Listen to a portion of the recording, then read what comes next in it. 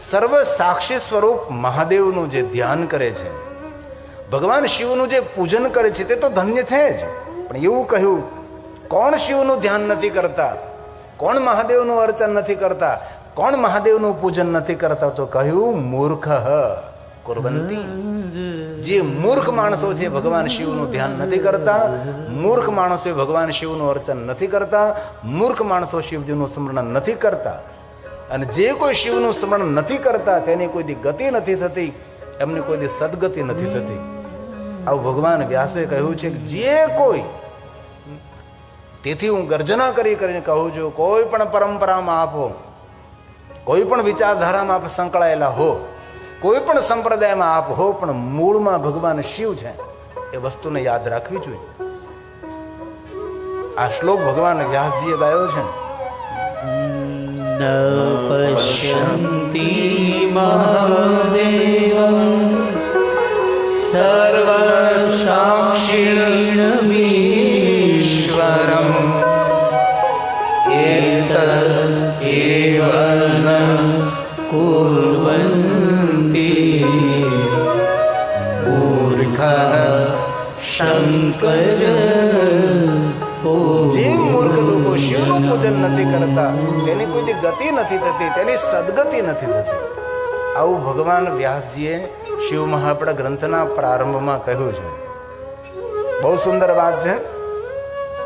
શિવ પૂજાના તત્પર રહેનારો મનુષ્ય, પરમ શિવ ભક્ત મનુષ્ય, હે મુનિઓ, પોતાના જીવનને સાર્થક કરે છે.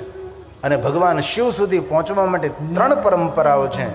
એક તો ભગવાન મહાદેવના નિરાકાર લિંગ સ્વરૂપની પૂજા, બીજી પરંપરા છે રુદ્ર જાપ, ત્રીજી પરંપરા છે પંચાક્ષર મંત્રનો જાપ. ત્રિપરંપરા દ્વારા મનુષ્ય તાપત્રય હરમ અને મુક્તિને પ્રાપ્ત થાય છે. કેટલી સુંદર વાતો કરી છે. મુક્તિ માટે કોઈ વલખા મારવાની જરૂર પણ નથી ને. જે માણસ મુક્તિની ઈચ્છા ધરાવતો હોય તેના માટે રુદ્ર જાપ કરો, પંચાક્ષર મંત્રનો જાપ કરો, અથવા નિરાકાર ભગવાન મહાદેવના લિંગ સ્વરૂપની પૂજા કરો, અર્ચન કરો. એ જીવાત્મા બિન પ્રયાસ મુક્ત બને છે. આવું ભગવાન મહર્ષિ વેદવ્યાસજી કહે છે. અને શિવ મહાપડા ગ્રંથમાં લૌકિક કથાઓ જો જ નહીં વાત, જે આપણી સાંસારિક કથાઓ છે. હમણાં આમજામાં કથા હતી તો બહુ દ્રષ્ટાંતકમય કથા કહી, ભાવાત્મક કથાઓ, સાંસારિક બધા દ્રષ્ટાંતોથી માણસો રડે, શ્રોતાઓ રડી પડે, ધ્રુસકે રડી પડે. તો શ્રોતાઓ શું કહ્યું ખબર? આમજામાં બહુ સરસ કથા, બહુ સરસ કથા. મેં કહ્યું એ કથા નહીં હતી, કથણી હતી. સાસુઓના દ્રષ્ટાંતો કોઈ કથા છે?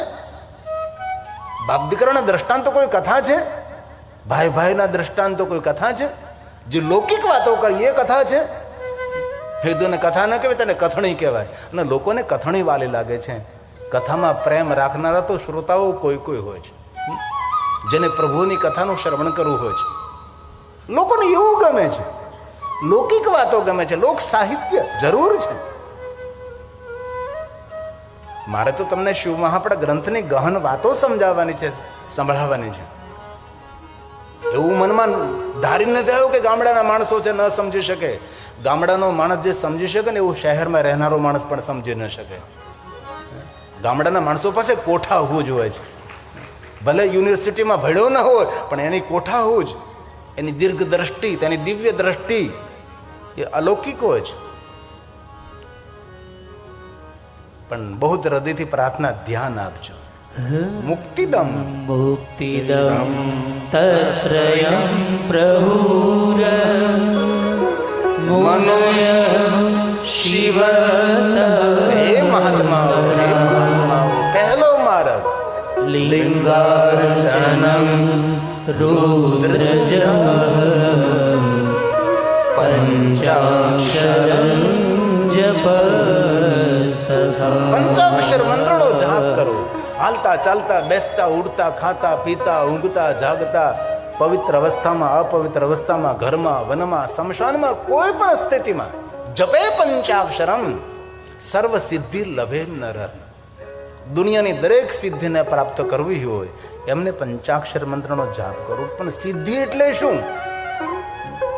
કોઈને ફૂંક મારીને ચકલી બનાવી દેવી એ સિદ્ધિ છે? સિદ્ધિનો અર્થ થાય છે સિદ્ધિ દ્રષ્ટિ, દિવ્ય દ્રષ્ટિ, આગવી દ્રષ્ટિ, આગવી સૂઝ, કુચાગ્ર બુદ્ધિ, અને સિદ્ધિ કહેવાય. અને આપણે જ લોકો એવું સમજીએ કે સિદ્ધિ એટલે જાદુ મંત્ર. નહીં, નહીં. શ્રદ્ધા અને વિશ્વાસનો વાત અલગ છે, બાકી જાદુ વસ્તુ અલગ છે. લોકો એની પાછળ દોડે છે. એ સિદ્ધિનો અર્થ થાય છે દૂર દ્રષ્ટિ, દીર્ઘ દ્રષ્ટિ, દિવ્ય દ્રષ્ટિ. ભગવાન મહર્ષિ વેદવ્યાસ કહે છે સતત પ્રયત્ન પૂર્વક મહાદેવને જે શુભ કથાનું શ્રવણ કરે છે, ધ્યાન દીजिए और हृदय में एक बात याद रखिए कि कथा कोई वार्ता नहीं, कथा व्रत છે. દુનિયાના દરેક વ્રતો આપણે કરી ન શકીએ, પણ જો કથાનું શ્રવણ કરીએ તો દરેક વ્રતોનું ફળ કથા શ્રવણ કરવા માત્રથી પ્રાપ્ત થાય છે. તેથી આ કથા વ્રત છે. કથા કલ્પ વૃક્ષ છે, કથા કામધેનુ છે. ચરિત્રમ દેવ દિવસ્ય મહાદેવસ્ય અપારમ પરમોદારમ ચતુર્વર્ગસ્ય સાધનમ. ધર્મ અર્થ કામ મોક્ષ માગવા ન પડે, આપોઆપ કથા આપે છે. તેથી શિવ મહાપ્રદ ગ્રંથમાં કહ્યું સતત પ્રયત્ન પૂર્વક મહાદેવજીની શુભ કથાનું જે શ્રવણ કરે છે, જે સાંભળે છે, હે બ્રાહ્મણો, શિવ પ્રત્યે જે પ્રેમ ધરાવે છે એવી બુદ્ધિ ધરાવનારો માણસ ભગવાન શિવના સાનિધ્યને પ્રાપ્ત કરી શકે છે, પોતાની કામના મનોકામનાની પૂર્તિ કરી શકે છે. આ ભગવાન મહર્ષિ વેદવ્યાસજીના વચનો છે. શ્લોક એટલા માટે હું બોલું છું, હું કોઈ કાલ્પનિક વાત તમને નથી કહેવા માંગતો. જે ભગવાન મહર્ષિ વેદવ્યાસજીએ કહ્યું છે એ આપની સમક્ષ હું કહેવાનો પ્રયાસ કરું છું. અઘરું જરૂર લાગે છે, પણ સમજવું બહુ જરૂરી છે. વિદ્યાર્થી ભણતો એને અઘરો વિષય પકડે જ નહીં તો સફળ કેવી રીતે થઈ શકે? એ ક્લાસ 1 ઓફિસર કેવી રીતે બની શકે? જો ભાગતો ફરે કે અઘરો વિષય છે, ભાઈ અમારાથી નહીં થાય, તેના જીવનમાં મોટી સફળતા ન મળે ને. સહેલું સહેલું પકડવાથી કાંઈ ન થાય. કોઈ પણ ક્ષેત્રમાં સફળ થવું હોય તો મોટા મોટા સાહસ કરવા પડે છે, મોટું રિસ્ક લેવું પડે છે, ત્યારે માણસ કોઈ પણ ક્ષેત્રમાં સફળતાને પ્રાપ્ત કરી શકે છે. તેથી ભગવાને કહ્યું છે જે કોઈ આ કથાનું શ્રવણ કરે છે, શૃણુ શૃણુયન્નેન સતતમ સતતમ મહાદેવ કથા શુભ કરનારી, મંગલ કરનારી, મનોકામનાને પૂર્ણ કરનારી ભગવાન મહાદેવની કથા છે. બુદ્ધિને શુદ્ધ કરનારી અને જીવનના કાર્યોને સિદ્ધ કરનારી આ ભગવાન મહાદેવની કથા છે. શિવ બુદ્ધિ કુરુ પ્રિયા શૈવેષુ સતતમ દ્વિજા શૈવેષુ સતતમ દ્વિજા. બહુ સુંદર વાત કરી છે. સંસારને તરવાનો ઉપાય શંકર ભગવાનનું પૂજન એ શ્રેષ્ઠ ઉપાય છે. ભગવાન મહાદેવ પ્રતિ ભાવ, ભગવાન શિવજીનું અર્ચન, ભગવાન શિવજીનું દર્શન મનુષ્ય ભવ પાર તરી શકે છે. સંસાર તરણો પાર. સાગરને તરવા માટે તો મોટા મોટા જહાજો હોય છે, 7 સમંદર તમે તરી શકો છો, પણ મોટામાં મોટો જો સમંદર હોય તો જીવન સમંદર છે. તો સંસાર સાગરમાંથી જેને તરવું હોય તેના માટે આ ઉપાય છે. ભગવાન શિવની કથાનું શ્રવણ કરવું, મહાદેવનું પૂજન કરવું, શિવજીનું સ્મરણ કરવું, ભગવાન શંકરજીને યાદ કરવા. ધ્યાન દીजिए. સંસાર તરણોપાય શંકર પૂજન. ભગવાન શિવનું પૂજન કરો, મહાદેવનું અર્ચન કરો. અનેક એવા શિવ ભક્તોને મેં જોયા છે કે મહાદેવના પૂજન વગર મુખમાં જલ ન મૂકે, ભગવાન શિવની પૂજા વગર મુખમાં અન્ન ન મૂકે. આવા મહાદેવના ભક્તો આ ધરતી પર અત્યારે પણ વર્તમાનમાં છે. કોઈ પણ કાર્યનો પ્રારંભ કરે, મહાદેવનું દર્શન કરે, મહાદેવનું પૂજન કરે છે. શિવનું સ્મરણ કરે છે, આંખ ખુલે મહાદેવને યાદ કરે છે, નિંદ્રા ખુલે શિવને યાદ કરે છે. જો આ શિવ કથા છે એટલે હું શિવજીનો મહિમા સમજાવીશ. અન્ય બીજી કોઈ અપેક્ષાઓ નહીં રાખતા. અને સદગુરુનું સાનિધ્ય છે. અને ભગવાન શંકર જગદગુરુ તો છે જ, અને ભગવાન શંકર તો ત્રિભુવન ગુરુ છે. દેવતાઓનો ગુરુ બૃહસ્પતિ દેવ છે, અને બૃહસ્પતિનો ગુરુ શિવ છે. અને આપણે આ સદગુરુની છત્ર છાયામાં મહાદેવની કથા સાંભળવાનો અવસર મળ્યો છે. સદગુરુ પરંપરા છે. તો બહુ સુંદર વાત કરી છે, જેને ભવ પાર થવું હોય તેના માટે જ. શિવ પૂજનમ શંકરમ સંસાર તરણો પાર.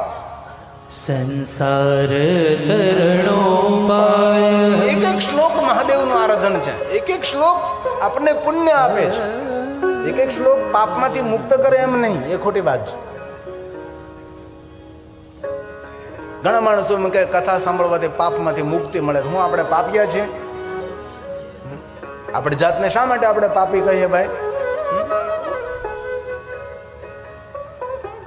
કથા સાંભળવાથી પાપમાંથી મુક્તિ તો મળે ન મળે, કથા સાંભળવાથી પુણ્ય મળે છે.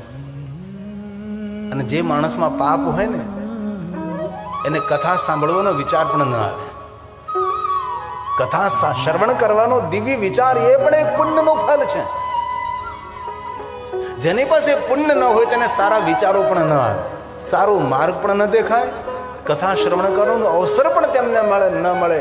જેની પાસે પુણ્ય નથી, જે કાંઈ આપણે અત્યારે 3-3 કલાક બેસીએ છીએ, આપણે પુણ્યનું કોઈ ફળ છે એટલે કથાનું શ્રવણ કરી રહ્યા છે.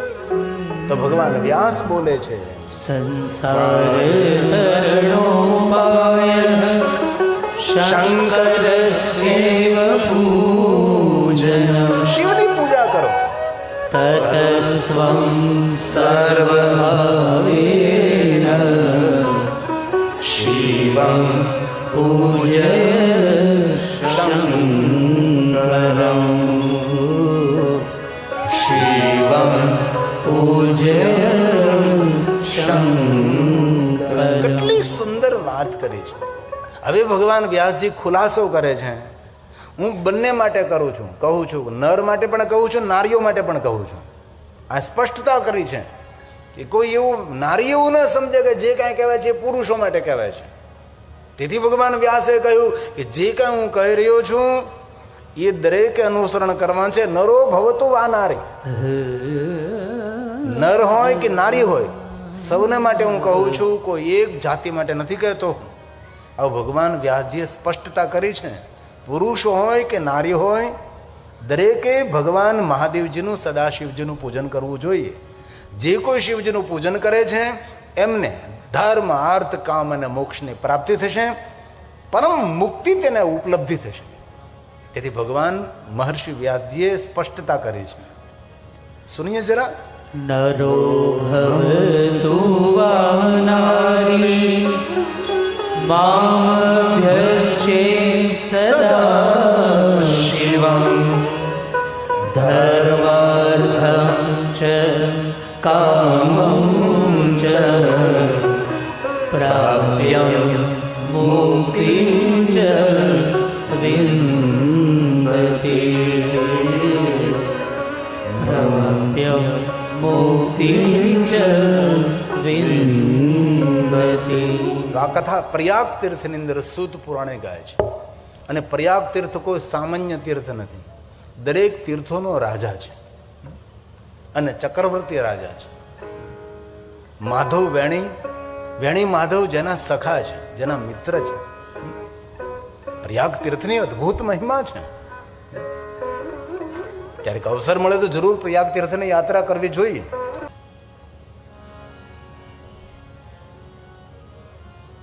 અમે ગયા વર્ષે પ્રયાગ તીર્થમાં કથા કરવા માટે ગયા હતા. ત્યારે એક પ્રયાગ તીર્થના મહાત્મ્ય માટે એક સુંદર રચના કરી હતી કે પ્રયાગ તીર્થનો મહિમા શું છે. હિન્દીમાં છે, કારણ કે ગુજરાતની અંદર ગુજરાતી ભાષા, ગુજરાત બહાર નીકળો એટલે હિન્દી ભાષા છે. જ્યાં ગંગા, યમુના, માતા સરસ્વતી જ્યાં નિવાસ કરે છે, તીર્થરાજ પ્રયાગ છે, વેણી માધવ છે, અનેક તીર્થો છે. ભારદ્વાજ ઋષિ ભગવાન રામજીની કથાનું ગાયન થયું. યાજ્ઞવલ્ક મહારાજ સૂતો શયનક આદિ મહાત્માઓની સુંદર કથા ભૂમિ છે. ત્યાં સુતેલા હનુમાન છે, જેનો અંતે લેટા હનુમાન, સુતેલા હનુમાન છે. જેમ આપણે સાળીપુર હનુમાન છે, બુરખિયા હનુમાન છે, ઉતાવળા હનુમાન છે, રોકડિયા હનુમાન છે, ટાંગ તોડ હનુમાન છે. હનુમાનજી કેટલા જો તો વિચાર કરો. એક ગામમાં કથા ટાંગ તોડ હનુમાન, કીધું સરસ ટાંગ તોડ. આવા અનેક હનુમાનજીના નામો છે. तो प्रयाग तीर्थ में लेटे हुए हनुमान जी, 1 मिनट के लिए प्रयाग तीर्थ को याद करें भाव से और आदर के साथ.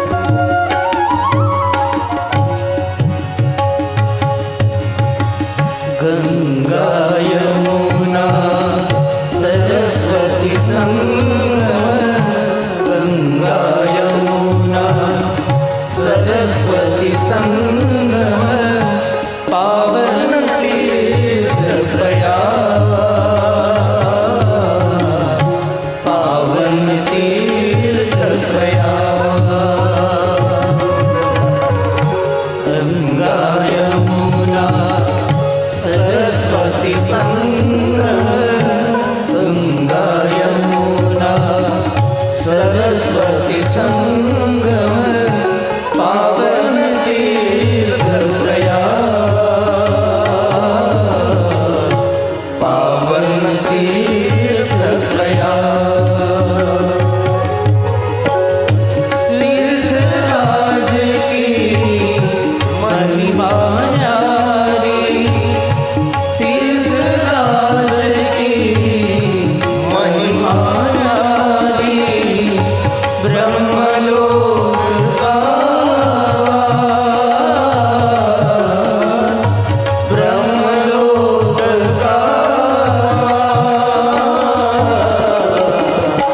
पावन तीर्थ प्रयाग, पावन तीर्थ प्रयाग. વેદવ્યાસજીએ એક શ્લોકમાં 3 દેવતાઓની વંદના કરી છે. મહાદેવને પ્રણામ કર્યા છે, માતા ભવાનીની વંદના કરી છે અને ભગવાન ગણેશજીને પ્રણામ કર્યા છે. એક શ્લોકમાં 3 દેવતાઓને પ્રણામ કરી અને હવે કથાની અંદર પ્રવેશ કરીએ છીએ. આપણે પણ 3 દેવતાઓને વંદન કરવા જોઈએ ને, કારણ કે વ્યાસ પરંપરા છે.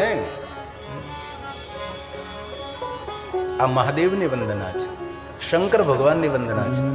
शब्दों पर ध्यान दीजिए और गंभीरता से कथा का श्रवण करिए. कथा में तमे पण बेसो, तमाરું मन पण कथाમાં રહે એવી પ્રાર્થના છે. આ શિવ મહાપુરાણ ગ્રંથ કોઈ સરળ વિષય નથી, બહુ કઠિન વિષય છે. તેથી મનને શાંત કરી સંપૂર્ણ બધી જ ચેતનાઓને સંકેલી અને સંપૂર્ણ કથામાં સમર્પિત બનીને ભગવાન મહાદેવની કથા આપ સાંભળો. ભગવાન વ્યાસ બોલે છે, जगतः पीतरं शंभो. ભગવાન શિવને પ્રણામ કર્યા છે. કઈ રીતે પ્રણામ કર્યા છે? હવે ભગવાન મહાદેવના તો 1000 નામ છે. આપણા શિવમાં આપણા ગ્રંથની અંદર શિવજીના 1000 નામ. તામિલી ગ્રંથોમાં ભગવાન મહાદેવના 10,000 નામ છે. તો પ્રશ્ન એ થાય કે ભગવાન મહાદેવના 1000 નામોમાંથી આ ભગવાન મહર્ષિ વેદવ્યાસજીએ શંભુ નામ શા માટે પસંદ કર્યું છે? ભગવાન મહાદેવના 1000 નામો શ્રી હરિ ભગવાન વિષ્ણુજીના મુખમાંથી પ્રગટ થયા. સહસ્ત્ર કમલ में हो रहे धारी की नहीं प्रेक्षा तभी पुरारी. एक कमल प्रभु राखे जोई कमल नयन पूज न सहस होई. 1000 કમળોથી ભગવાન વિષ્ણુજી મહાદેવનું પૂજન કરે. એક એક નામ બોલે કે કમલ મહાદેવને અર્પણ કરે છે. कठिन भक्ति कठिन भक्ति कठिन भक्ति देखी प्रभु शंकर भये प्रसन्न भी इच्छित भर. વિષ્ણુ ભગવાનની આવી કઠિન ભક્તિ જોઈ અને જે મનમાં ઈચ્છા હોય એ બધા જ વરદાનો ભગવાન વિષ્ણુજીને મહાદેવે આપ્યા છે. ત્રણયામ રક્ષાય ત્રિપુર હર જાગૃતિ ચકતા. વિષ્ણુ ભગવાનને ચક્ર આપ્યું છે જગતની રક્ષા અર્થ. અને મહાદેવ એક એવા દેવ છે, શાસ્ત્ર વિદ્યા પણ આપે અને શસ્ત્ર વિદ્યા પણ આપે. તો વિદ્યાર્થી ઉપાસના કરે તો ને વિદ્યા મળે છે. વિદ્યાર્થી લભતે વિદ્યા, ધનાર્થે લભતા ધનમ, પુત્રાંત લભતે પુત્રાન, મોક્ષાંત લભતે ગતિમ. જેના મનમાં જે ઈચ્છા હોય બધી જ ઈચ્છાઓની પૂર્તિ કરનારા ભગવાન શંકર છે. વિશ્વના કોઈ દેવતાઓ ના આપી શકે, મારા મહાદેવ આપી શકે છે. ભગવાન શિવ માટે કોઈ અસંભવ શબ્દ નથી. સંભવે નહીં સર્વથા, એ શિવ છે, એ મહાદેવ છે. ધન નિર્ધન કો દેત સદાહી, જો કોઈ ઝાંસે હો ફલ પાહી. જેના મનમાં જે ઈચ્છા હોય એ મહાદેવ આપી શકે છે. અરે કોઈ દંપતીની સંતાન હોય, ઇધર ઉધર ભટકવાની જરૂર નથી, મહાદેવની પાસે જાઓ. પુત્ર હિનકર ઈચ્છા કોઈ નિશેષ શિવ પ્રસાદથી હોય. શંકરજી મનોકામના ઈચ્છા પૂર્તિ કરી શકે છે. ખબર નહીં આપણે તો ક્યાં ક્યાં ભટકતા રહીએ છીએ. કોઈ દંપતીની સંતાન હોય તેને કોઈ જગ્યાએ ભટકવું ન જોઈ. તમારું મનની કામના પૂર્ણ કરવા માટે તમારા ગામનો મહાદેવ તમારી રાહ જોવે છે. એકવાર તો મારી પાસે આવો, એકવાર તો મારા સુધી પહોંચો.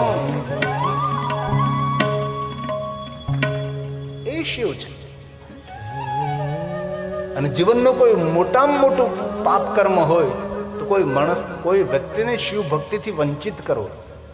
શિવ મહાપ્રદ ગ્રંથમાં કહ્યું, કોઈ મનુષ્યને મહાદેવની ભક્તિથી વંચિત કરો તેનું મૃત્યુ છે, તેની હત્યા છે. અને જીવનનું સંસારનું મોટામાં મોટું કોઈ પુણ્ય કર્મ હોય, મોટામાં મોટું કોઈ સત્કર્મ હોય, એનાથી કોઈ મોટું પુણ્ય કર્મ ન હોય. એવું કોઈ મોટું પુણ્ય કર્મ હોય તો સંસારમાં કોઈ ભટકતો મનુષ્ય હોય એને મહાદેવની ભક્તિનું દાન કરવું, એનાથી મોટું કોઈ પુણ્ય પણ નથી,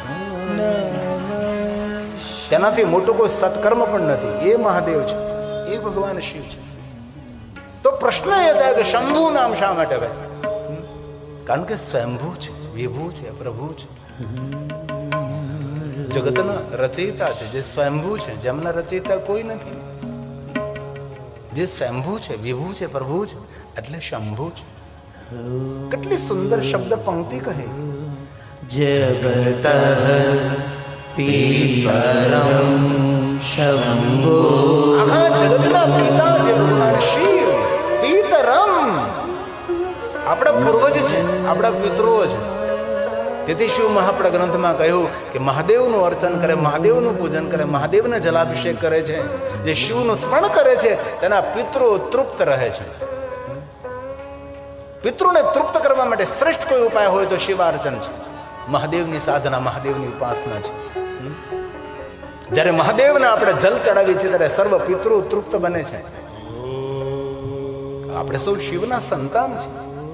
બ્રહ્માએ નારદને કહ્યું કે નારદ, જે કાંઈ તમારી આંખો દ્વારા દેખાય ને શિવ અને શક્તિનો વિસ્તાર છે. તેથી શિવ અને શક્તિ જગતના માતા પિતા છે, આપણા સૌના માતા પિતા છે. ભગવાન શિવ અને શક્તિ છે. માતા મે માતા ચ પાર્વતી દેવી પિતા દેવ મહેશ્વર. પૂરા જગતના માતા પિતા શિવ છે. અને જે શિવને સ્વીકારતો નથી, આદિ અનાદિ ભગવાનને સ્વીકારતો નથી, તેના માટે જીવન અપૂર્ણ છે, એ જીવનમાં પૂર્ણ નથી. એ શિવ છે. માતા મે પાર્વતી દેવી પિતા દેવો મહેશ્વર. બાંધવા શિવ ભક્તાશ્ચ સ્વદેશો ભુવનત્રયં. સ્વદેશો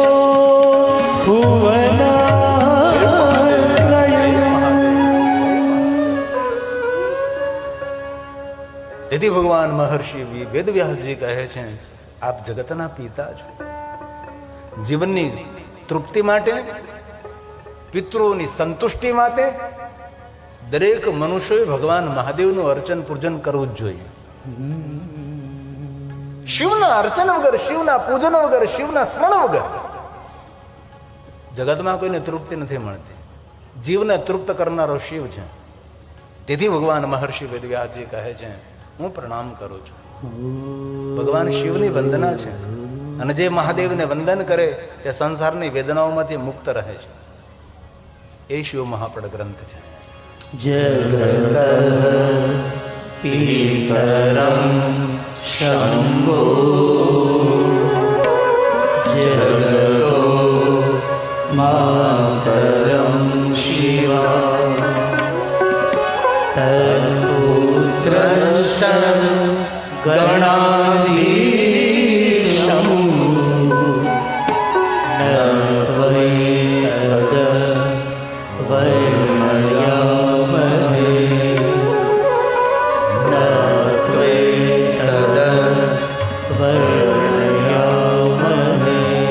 ભગવાન વ્યાસજી ઊંચા હાથ કરીને કહે છે, હે ભગવાન મહાદેવ, હે મા ભવાની, ભગવાન ગણેશજી, તમારા ગુણોનું વર્ણન કરવું માટે હું સમર્થ નથી, હું અસમર્થ છું.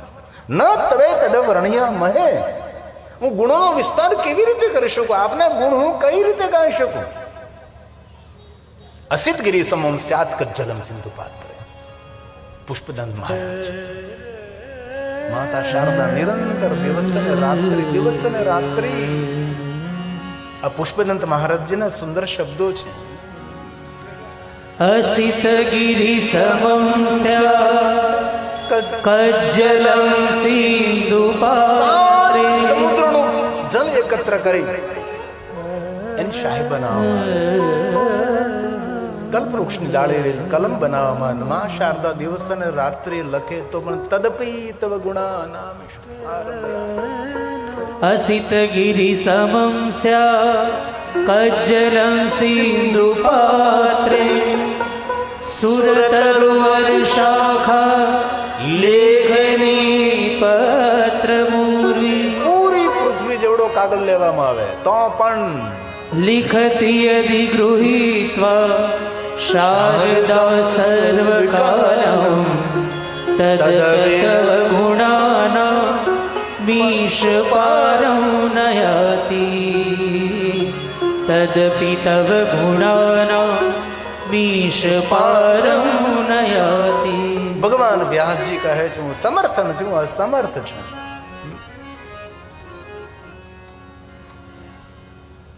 જેનો મહિમા કોણ સમજી શકે, કોણ સમજાવી શકે છે?